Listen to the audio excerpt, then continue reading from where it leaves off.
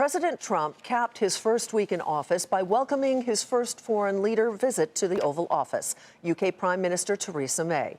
At a press conference, the two leaders said the two countries had a special relationship. They emphasized their close ties and discussed Russian sanctions, the future of the NATO military alliance, and trade. I think Brexit's going to be a wonderful thing for your country.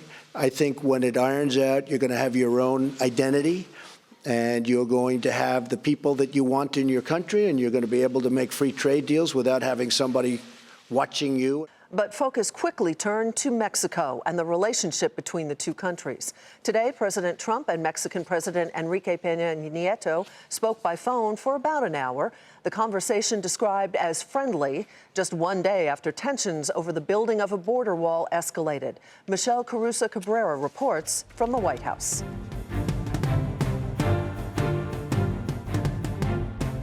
It was a day of twists and turns in the relationship between the President of the United States, Donald Trump, and the President of Mexico.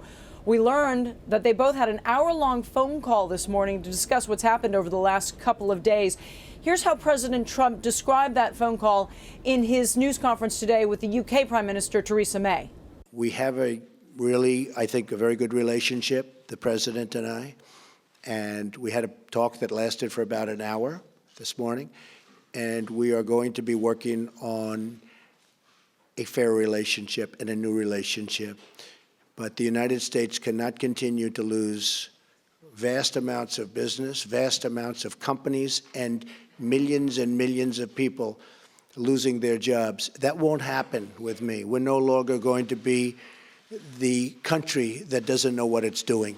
However, even though President Trump said they have a great relationship, he then went on to criticize Mexico. Mexico, with the United States, has out-negotiated us and beat us to a pulp through our past leaders. They've made us look foolish. We have a trade deficit of $60 billion with Mexico. On top of that, the border is soft and weak. Drugs are pouring in, and I'm not going to let that happen. Both the White House and the Mexican government put out a joint statement later in the day, echoing that the relationship is important. One difference between the two statements?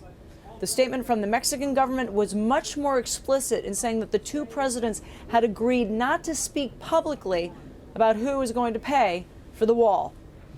For Nightly Business Report, Michelle Caruso-Cabrera at the White House.